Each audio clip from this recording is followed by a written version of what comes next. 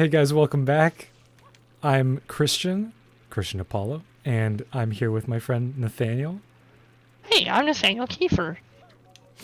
and we're playing Mario Sunshine. We're We deep in the are thick of it. deep in the thick of it. That's right. Super deep in the thick of it. That's how it be. We are at, how many shines do we have now? I can check in one moment. 0. Oh, that's your coins. We have 36. 36. We Not are bad. past the 1/4 mark? Yeah. Yeah, certainly are. Coming up to the 1/3 mark once we hit 40. That's right. Yeah. And that's very exciting because we're going to probably get there in this whole Yeah. session. We have enough blue coins now to buy 3 shines as well if we really wanted to. Nathaniel, all this small talk is really getting obnoxious. I have to know. You have to know, last time we were talking about my top 10 video games of all time. Probably the most important topic we could potentially discuss. Besides Christian's top 10 video games, of course. I don't have a top 10 because I don't play video games. Oh, okay. Top 9. Oh, there's a blue coin. These are the big boys. These are the ones that have basically... I don't want to get melodramatic and say they've changed my life, but they kind of have in some ways. They've definitely influenced me as a storyteller, as a writer. You know? Okay.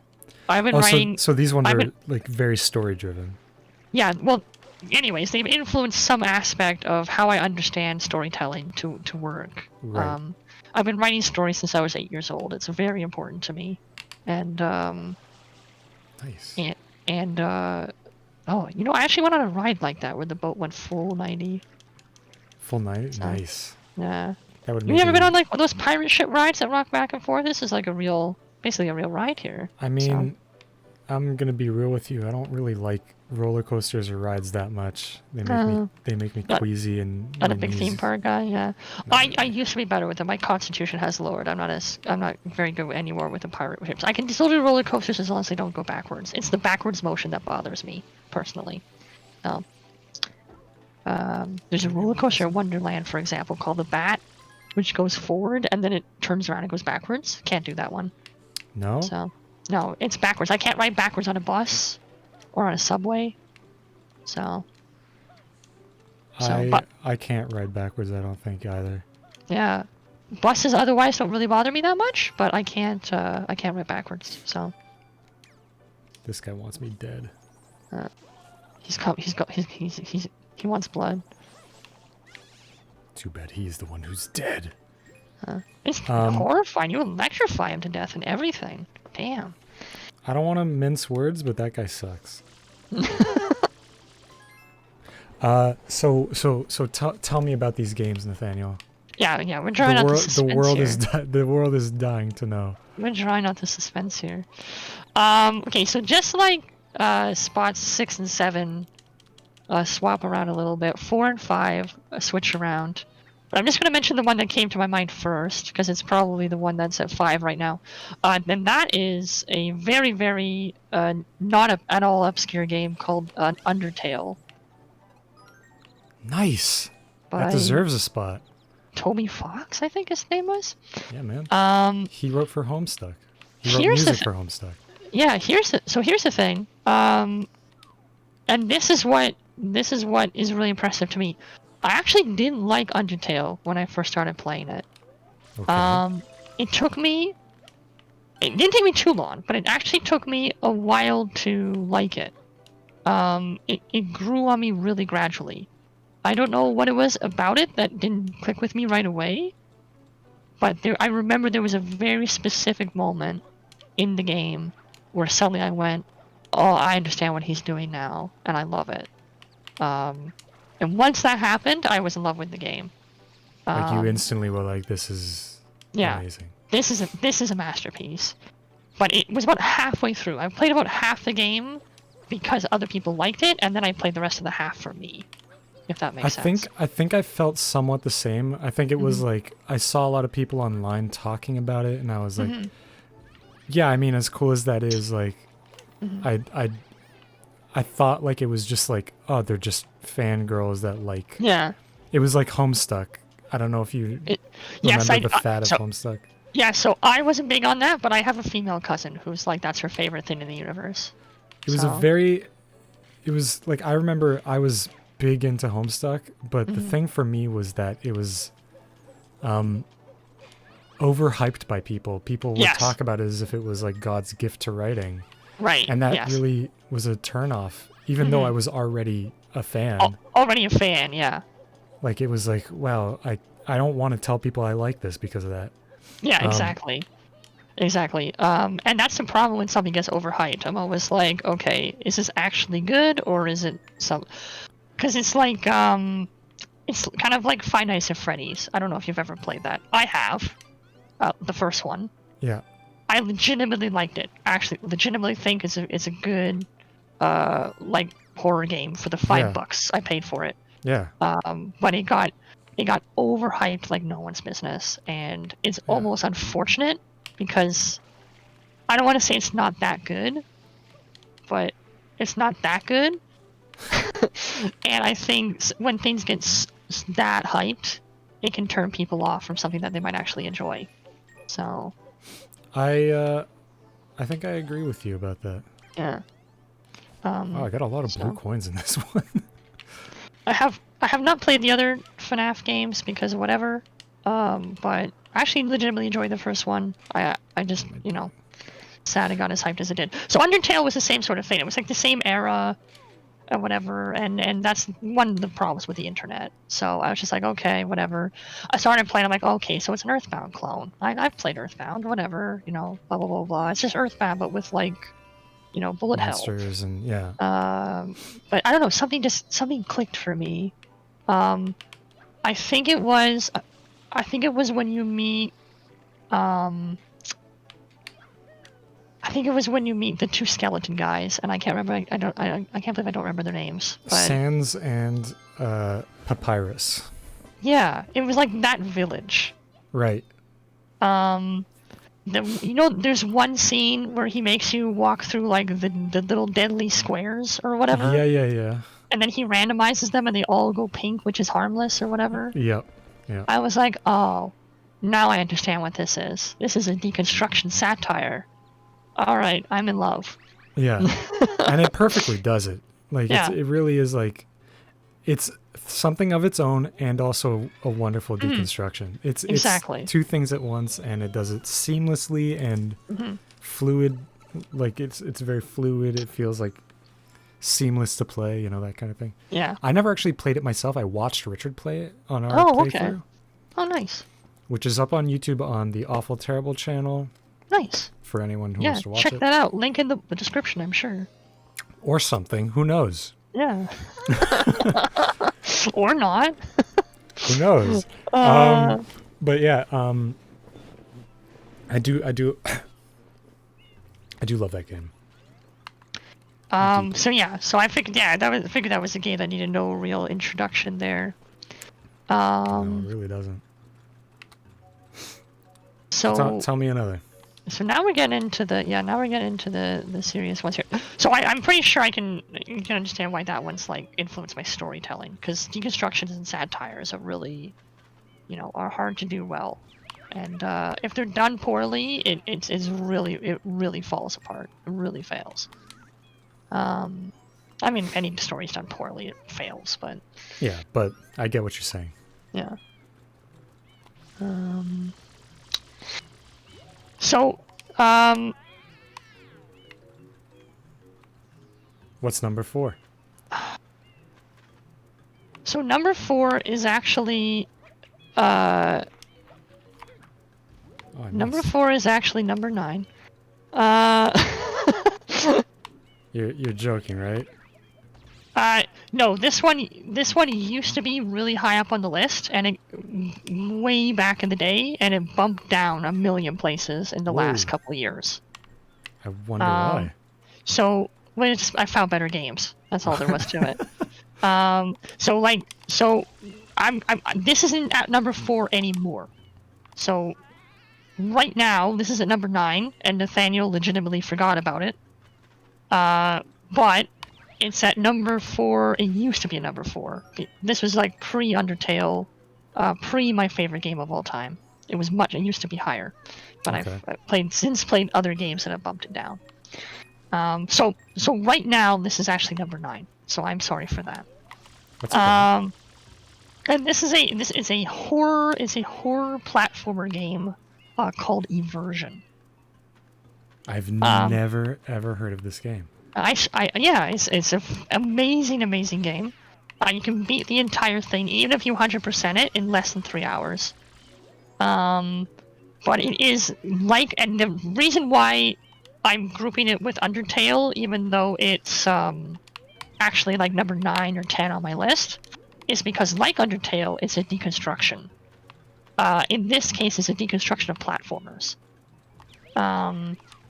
And this is like most horror games. I can't tell you too much without spoiling it, and I really do think everyone on the planet Earth needs to play it once. Even if you don't like scary things, it is scary, but in like it's got sort of like a Cthulhu vibe to it, I guess. Like a terror horror type thing. Yeah. So the whole premise is you play this little like flower mushroom man. Okay. And it's just a platform. You jump up and down, you stomp on things, but you have one other ability, and that is on particular spots on the levels, you can evert. And you know what evert means. Evert is to turn something inside out. And when you enter these spots, which I'll call for now to not spoil anything, the level around you changes. No, wait, I do know this game. Oh, you do? Oh my god. Yeah, I know exactly what you're talking about. And as you progress, the sunny, happy, sort of Mario-esque clone that you start with starts to devolve slowly into this sort of horrid landscape. And it's got everything. It's got atmosphere. It's got music. It's got this absolute dread, terror. And it's got one of my all-time favorite twist endings. As all good horror stories should have. Man, if your horror is not a twist at the end, like, you're doing something wrong. You're doing something wrong. So... hey, this famous level. Oh boy. And you showed me the hack for this one, so I'm expecting that here on the show as well. Hack is a very strong word. This is the correct way to play it. The correct way? The strats. We'll call it the strats then. Yeah, the strat is, I think, more accurate. Yeah. Well, there's the way they want you to do it, and then there's this way. Yeah, exactly. Yeah.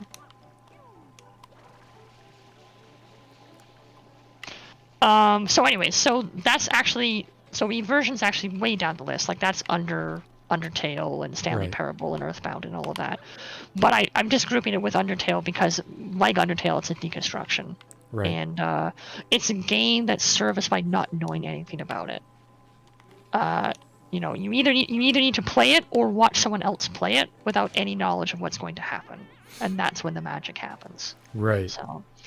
So I'm on board. My brother... So, because I did that for... Obviously, I streamed Eversion months ago, and I know the people who watched it really enjoyed it. Is that playthrough clipped, where I could watch it? Yeah, absolutely. All my playthroughs are. So... Nice. Yeah. So that's a little pro tip for everyone watching. Yeah. I save everything I've done except for... Unless there was, like, some... technical reason why it didn't save. So either play it or watch someone else play it, but don't know anything about it. When I found the game, my brother was actually still at university, and we had like a weekly correspondence. We'd correspond by email or phone or whatever. That's so sweet. He just emailed me one week, and he was like, "Hey Nathaniel, I want you to play a game called Eversion. It was free. So it was easy to get, easy to talk me into." Like Cave Story was at one point. I want you to play Eversion. I don't want you to know anything about it. He did tell me it was scary. Like he warned me it was a horror game, so that it didn't upset me or something like that. He's like, it is a horror game, so know that going in. He's like, I'm not going to tell you anything else about it. Here's the controls. Here's where to download it. Go and play and tell me what you think. And that was the perfect way to do it, because it was just a magical afternoon I spent with that. So Nice.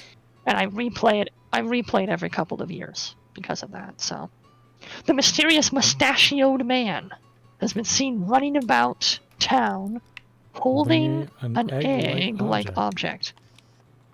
Not an egg, just an egg-like object. Oh, this is Yoshi, yeah? Sure is, homie. So where we free Yoshi? This is where the game starts to open up. Right. The real game begins. We get to chase this asshole around again. Excellent.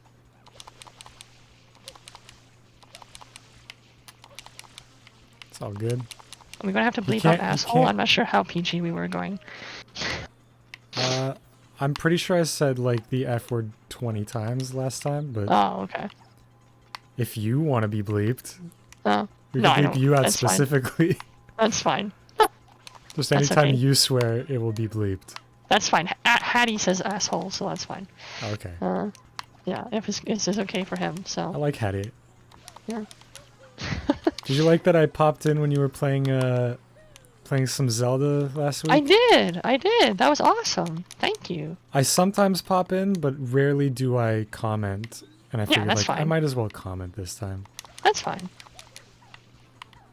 That's the beauty about Twitch. If you wanna chat, you can chat. If you wanna be anonymous, you can just watch it like TV, right? Yeah, exactly. So, I usually have it on in the background while I do other stuff. Mm-hmm. Darn. Exactly. I was just Darn, about I was about to ride that Yoshi. Now he wants bananas. Okay, buddy. The only thing is now you gotta bring the bananas to the roof. Easy peasy. Easy peasy? Okay. Yeah, check this out. Alright. Yeah, the banana strats. Check out these strats, homie. Oh, baby. Easy. And that's that. Yoshi, there he is. And now we can eat the pineapple. Dude, now... Bro, Yoshi's in Mario? That's crazy. Yoshi first debuted in Super Mario World, released in 1990 for the Super Nintendo Entertainment System. Was that his debut? Mm-hmm. They wanted to put him in Mario 3. Yes, I read about that. But they just didn't have the hardware to do it. Yeah. Sucks for them. Oh well. That's fine. It's like the most like useless commentary on it. Sucks for them. To them. Official commentary for Krishna Pala. I know. I don't consider myself a commentator. I don't consider myself a commentator. I may have done YouTube with Richard. Laying out the facts. Hey, be nice. This is a part-time job. Oh, it's a blue coin. Is it? Isn't it? Yeah, it is. I'll be back, Yoshi. Don't go nowhere. I was gonna say you probably could have like rocketed off his back or so. Oh, I see. You climbed the little thing.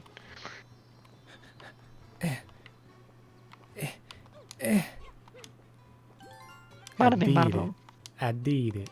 Wow, we have so many blue coins. I know. I'm gonna wait till I have all the blue coins. Oh yeah? Okay, just get all 30 at once. 30? Yeah, oh, 24. Sorry, 24. Sorry, 24. 24? 24 shine sprites, because there's 240 blue coins. Oh, yeah. Sorry, yeah, 24. Yes, 10 correct. Per. Yeah. I want that fruit. Give me that fruit. There's 30 in each of the 7 like main courses. Yep. So that's 210. Each 10 give you a shine sprite, a shine sprite, yeah. And there's 20 in Delfino Plaza and 10 in Corona Mountain or whatever it's called. So yeah. There it is. 10 in Corona Mountain? Yeah. Say what? Thanks, Game Facts. Hey, since you're there, why don't you bring me up where they are? I'm not at Game Facts. I just memorized that. Oh, okay. Well, thank God for your amazing memory skills. Why don't you memorize where they all are for me? What's the fun in that? There's the joy of exploration. That's fair. Hmm. There we go. Actually, am I? I'm not done over there, am I? Over at Pina Park. Oh no, I guess not. You could switch to Sirena Beach if you want, but it's the manta ray level next. I'm very good at that one. Yes, you are. I'm sure you'll have no issues. But there's the next one on Pina Park. I think is the other secret. Oh, it's the Yoshi secret? Of course Yeah. it is. That's why we got Yoshi. Mm-hmm. That makes perfect sense. It does make perfect sense. We also can now do Yoshi's Fruit Adventure in Rico Harbor. Yay. Yeah, everyone's favorite level. Oh man, I want to edit in like a really unenthused audience. Yeah. Like a slow clap, clap here.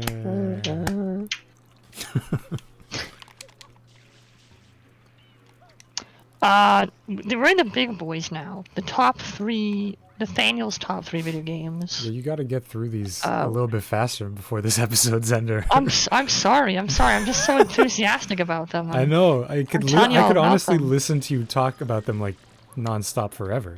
Yes. But I want the audience to get their money's worth. Right. Their money's worth. They're clicking the video's worth. Right. What level is this the Yoshi one? And listen, these ones. No, it's me. So I'm a little crazy, but I replay these 3 games basically once a year. The 3 final? The 3 final. So Okay. just keep that in mind too. Okay. But they are like an integral. To know these games is to know Nathaniel, I think, at least in some part. Number 3 is none other than Legend of Zelda: Majora's Mask. It's a good game. Which is objectively the best Zelda game. So, I'm willing to fight on that regard. Have you ever played the CDI Zeldas? Mind of Gamelon? My favorite is... I think you mean Wand of Gamelon. I think you mean Faces of Evil? Thank you very much. Hell yeah, man. Yes. So... we've already talked a little bit I already mentioned Majora's Mask, so I'll move quickly. Like, this is not an obscure game. Everyone knows Majora's Mask, whether you like it or hate it. It's amazing if you haven't played it. What are you doing with your life? What are you doing with your life? Yeah, I replay it every year. It's got pretty much the best atmosphere of all time. Like, that's what it's about. It's atmosphere. It really is a horror game, and it's the tension. It's what happened to Michelle? What the fuck was that? What? That was weird. Okay. Video games. Dude, that was so weird. His shell must have fallen off the ledge or something. I didn't know that was possible, but it must have, like, gone off camera, so the game loaded it out of memory. God. So he was out without his shell. Did you save the bananas? No. Oh, that sucked. That was amazing. That was like a Hulk throw. Like, oh, bananas! Bananas! Save yourself! Go on without me, bananas. But the bananas came back. They couldn't leave you. Oh my god. That's some faithful bananas. Freaking... I can't use my flood. Well, you're holding bananas. It's just a scientific fact. You just can't do both at the same time. Everyone knows this. Homie, this game... I don't know if I've told you, I love this game. Are you surprised that Super Mario Sunshine didn't hit my top 10? Honestly, I'm a little hurt. Yeah, okay. Pink is the color, right? I have to be pink? No, it's orange. I'm gonna kill myself. Yeah, it's pink, right? You have to eat a pineapple. Where's the pineapple? It's under the gazebo at the top of that little hill. The gazebo. Yeah. Anyways, Majora's Mask amazing. Number 2, you probably know this because I feel like all my friends know that my favorite Nintendo franchise is Fire Emblem, which is a tactical RPG series. I have played them all, every single one, even the Japanese ones, even the bad ones, which Wait, is even the Japanese ones? Did you get like Yep. English translation patch or something? yeah, in some of the cases, some of them I just played them in Japanese and Guessed. hope for the best. Yeah, Wow. I mean, Aren't they story intensive? they're dialogue intensive, but let's face it, some of the early ones are rescue the princess and kill the dragon. That's So fair. Yeah. I kind of guessed at what was happening, and I was pretty much right. I looked up like patch note translations later. Okay. That was a nice jump. So I have played them all. And but I've only included one on this list for two reasons. Number Oh. one, I think there are other games that tell better stories. It's my favorite game franchise, but not necessarily my favorite stories, right? There's a different sort of thing. Yeah, there Um, has to be a distinction. yeah, but this one has everything. This one has scale. It has beautiful music. It has atmosphere. It has dialogue. It's got an incredibly intense, dark story. More like darker than you think it is when you go in. And the thing Okay. is, it starts off very generic, like noble hero saving the world kind of thing, and it just takes incredible twists and turns. And that is the one I mentioned earlier. That's Fire Emblem 4: Genealogy of the Holy War, Ah. which I consider the series' magnum opus. And wow. Okay. Yeah. The game is there's only it's a black sheep amongst the Fire Emblem franchise. There's only 12 missions Whoa. in the game, but each mission is easily 3 to 4 hours long. Whoa. And the epilogue, even knowing what you're doing, still takes me about 6 to 7 hours to complete. So obviously you can save, but the game's scale is amazing. Chapter 1, your objective is to conquer an entire country with 10 people or 11 people. So there's just an unmatched scale that even amongst the Fire Emblem games, the series never touches on again. And everything that the series is famous for now, skills, pairings and children, promotions, Yeah. all of that was birthed out of Genealogy of the Holy War. Wow. So there's some things that people would find baffling going back to it now. For example, you can't trade in that game, as the only way to exchange items is to sell it at the pawn shop and have someone else buy it back.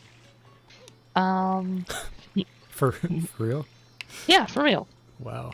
There's no trading because all of the characters in the game are supposed to be lords or barons or knights of various kingdoms, so they have their own gold stockpiles. Right. There's no shared economy. But it's just, yeah. And, and having a map where there's, 80 to 100 enemies that you're up against over the course of the whole mission is common. It's just unmatched in scale. It's an incredibly dark story, and also you might have caught on to the fact that I like Nordic, like Germanic, fantasy games. This one is very, very influenced by that. Many of the characters are references to Norse heroes. Many of the weapons in the game, for example, it had Gungnir, which was Odin's lance, is in the game. There's a thunder tome that references Thor's hammer Mjolnir. Well, I'm saying that correctly. Oh, that's right.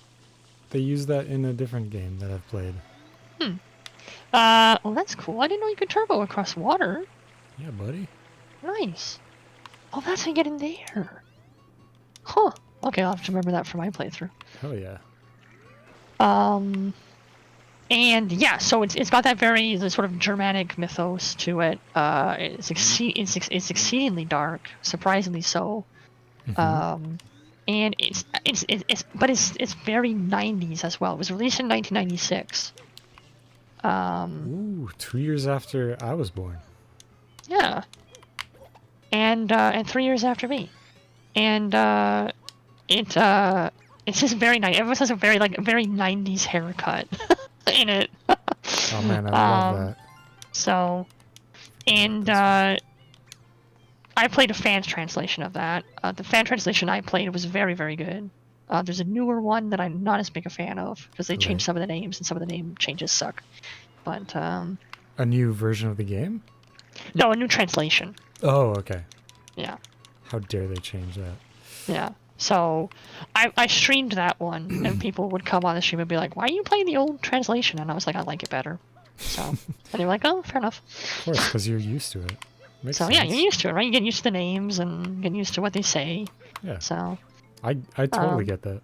yeah. So that's number 2, and number 1, Nathaniel's number 1 favorite game of all time is, and Richard and I played it on his YouTube channel. It is, and I've streamed it, and it is Star Control 2, the Urquan Masters. Star Control 2. Yes, released in 1992 by Toys for Bob. So Oh, it's a Toys for Bob game? it is. That's sick. You might, more modern viewers might know Toys for Bob from the Skylanders franchise. Shut up. No. You gotta be joking. No, I'm not. Oh, So- what? They did Skylanders? Mm-hmm. I love So- Skyland. I'm just kidding. It's done by Fred Reich and, or sorry, Paul Reich and Fred Ford, I believe are their names. It's a genius game. Obviously, it's a sequel to Star Control. Now, Star Control was kind of like an action space shooter game. Mhm. Star Control 2 is like an adventure RPG. Wow. It is completely open world, and when I say it's open world, people don't understand the scope unless they've seen me play the game. But the map in that game is enormous. There are literally like 250, something like that, crazy amount, 250 star systems that you can visit Oh my god. in the game. And they all have their own planets, and each planet has resources and moons and And you blah, know blah, them all by blah. heart. Well, I mean, I could tell you where everything is on the map, for sure. And no joke. I could tell you where everything is. I replayed that game every year. In February, in fact, because the game starts in February. And Okay. it has a calendar and a timer because you're actually on a time limit playing the game. You are trying to stop an alien race from wiping out all life in the galaxy, and you have 5 years to do so in game. 6 years if you do a particular side quest. And there is just so much freedom, so much to do. It is an intimidating game because it does not hold your hand in the slightest. The only thing you know is that Earth is in trouble, and you need to. You don't even know who the opponent is at the beginning of the game. All you know is you gotta do the thing. And isn't that and- the best reason? Yeah, you gotta do the thing. You gotta save the world. That's all you get, and you gotta figure everything else out. And it's just a genius game. The dialogue is so funny. There's a weight to it. There's an importance to it, but it knows when to be funny. It knows when to not take itself too seriously. I'm trying to think of a good example in like film. Have you seen the Ant-Man movies or like Thor Ragnarok? Yes. Yeah. Okay, so like you would agree with me, right? Like serious things happen in those movies. There's weight to them. But there's some moments that are treated with a form of sort of like realistic comedy, I would say. Exactly. Almost right? like a weightless sort of a weightless humor.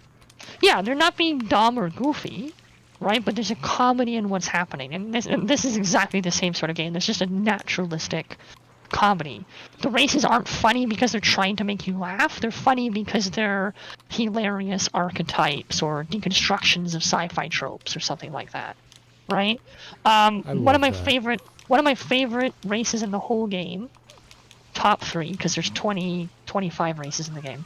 One of my favorite races in the game is called the Thurdash, and they're a race of like rhinos basically, Okay. and their entire culture is built around warfare. Everything they do is to be better at combat. but they suck at it. They're some of the worst. Their ships are really fun to use, but they're some of the worst combatants in the galaxy. And every fight narratively that they've been in their history, they lose really badly. But their entire culture is built around being the best at combat. It's like me with art. Well, you're an awesome artist. I don't know what you're talking about. I'm just kidding around. Oh, his shell got stuck. Oh, that's interesting. There you go. That explains everything. Yeah. Now he's dead. Look and at his that. shell died with him, apparently. Hey, we're at 41 now. We passed the third mark. 1/3 mark. Shit, boy. Look at us There's go. now 79 shine sprites left to go. And we got almost 5 in our pocket with all those blue coins. Yeah. So, that's it. That's it. That's it, baby. Boom. There, Christian, there's my top 10 list. Highly anticipated 2 episodes. It took us to get through that. Honestly, oh, that was interesting. I gotta be honest with you, Nathaniel. Totally worth it.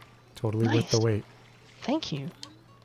You're gonna have to, when we can meet in person, I'm gonna come over and you gotta play Star Control for me. Yes, absolutely. I would be absolutely honored to play your favorite game with you. Yes, that is exactly what we have to do. And then, before that happens, I will write my top 10. Okay, excellent. Even though I think, like, personally, I don't like to rank things. Because some reasoning behind stuff is emotional, where something is logical. Of course. And the lists are fluid too, right? So. No. Yeah, I saw that coming. Who didn't? Even I. So obviously you don't have this list prepared for me, but are we going to be able to find out what your favorite game is? Because you've really piqued my curiosity. Or are you going to make me wait? I don't know if I have like an all-time favorite game. Oh, he was just about to rocket jump too.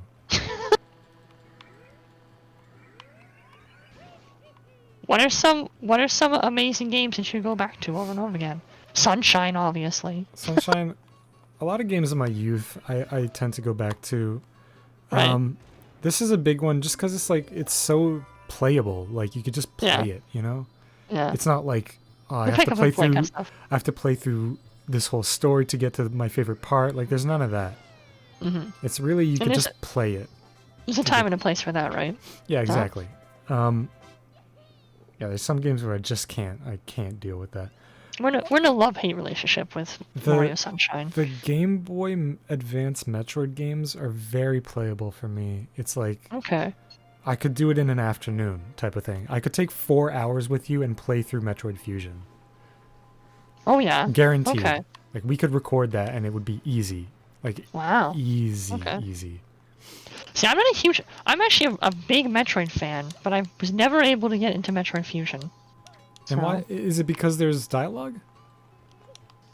Because that's one of the reasons for most people.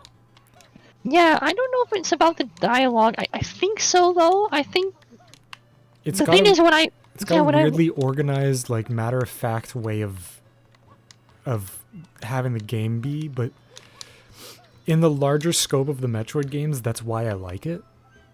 Yeah, I don't know. It just didn't click with me. I think a big part of it is the dialogue, and it's not because the dialogue's bad. It's just because when I sit down and play a Metroid game, what I want out of a Metroid game is to be left alone with Samus and explore the universe kind of thing. That's what I'm getting at. Yeah, it's like you're being put in a world you don't know and being told, hey, figure it out.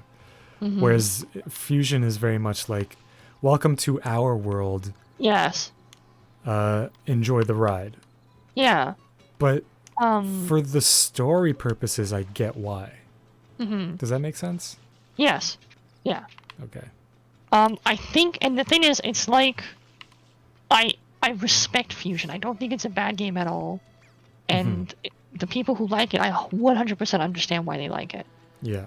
It just doesn't click for me because when I compare it to something like Metroid Prime, which is which once in a while, and this is the other reason why I agree with you that top 10 lists are hard to do because they're so fluid. Yeah. If you would ask me, if you would ask me this next week, Metroid Prime would probably be on my top 10. Instead of, Total Annihilation or something like that. Like, the mood changes, right? And it depends on what you played recently and all of that. So, but Metroid Prime, I don't know if I mentioned this. Metroid Prime actually is my favorite GameCube game. I think you have mentioned this to me. Yeah. And I'm not a big shooter person, but there's an atmosphere to Metroid Prime, and the thing is, there's no dialogue. Like there's logs and stuff you read, but it's kind of like you can interpret what Samus is thinking. You can decide what she's feeling about this, and Samus always came off as this almost sort of unhinged, like, Punisher character. That's always how I kind of saw her. Nintendo's Punisher. Interesting. Right? Like, she's not going in there to walk Bowser and send him packing and teach him a lesson or something, or to seal the evil away, and rescue the Triforce or something. Oh, yeah, she's there to kill everything. Like, she's there to kill them. Yeah. She has come to this place, and she will leave when all the space pirates are dead. And the games that mess with that image of her in my head, I have a hard time clicking with me. It's the same reason why Other M didn't click with me either. So I own that game, but I've never played it. Well, if you ever do, you can let me know about it, because it's not something I'll ever play. So that makes sense. Oh, this one. Bazinga. You made it look easy. It took me like 10 years to get on the top of that roof. Yeah, I remember that. I don't know Bro, why. this is one of my favorite games. What can I say? Of course I'm gonna be good at it. we rag on Sunshine, but it's got some lovable traits. So. Honestly, like, the more you play, the better you get, right? And the better of a feel you get, the more fun it's gonna be. Mm-hmm. You know? Yeah. Also, I played this at a time where there was no better Mario game. Yes. For me at least. Yes. Yeah. No, I understand that. Sense. I didn't have an N64, you know? Right. I had Luigi's Mansion. I had, like, whatever. So was the GameCube? I know you mentioned the GameCube was like the first system you had acquired, but was it the first system that you had in your household? Yeah. Okay. I mean, like, I had a Game Boy Advance, but I don't really count that because that's like a handheld, like, thing. Like, I had already. But GameCube was your first console. Yeah, it was absolutely my first console. Okay. My family is not very big on video games. My mom is like, that shit'll rot your brain, type of lady. Right. So, yeah, I guess I avoid talking about video games with my mom. Oh. Like, if I have to, I'll be like, oh, I was playing this with my friends, and she'll be like, okay, and then proceed to ignore me. Right. I could tell you definitely high up in my video games is Minecraft, just because of the creativity aspect. Right. It's one of those, like, kind of like, you can be extremely creative with these tools that they give you. Right. So I appreciate that game. It's very high up in my list for sure because of that. Did you ever fool around with, like, RPG Maker back in the day or anything like that? Is that a game? That seems like something you make games with. Yeah, you make games with it. I'm just wondering, because it seems like, fooling around with that kind of thing would be up your alley. We gotta end the episode before we talk about it. Let's talk about this next time. Let's talk about that next time. Cliffhanger ending.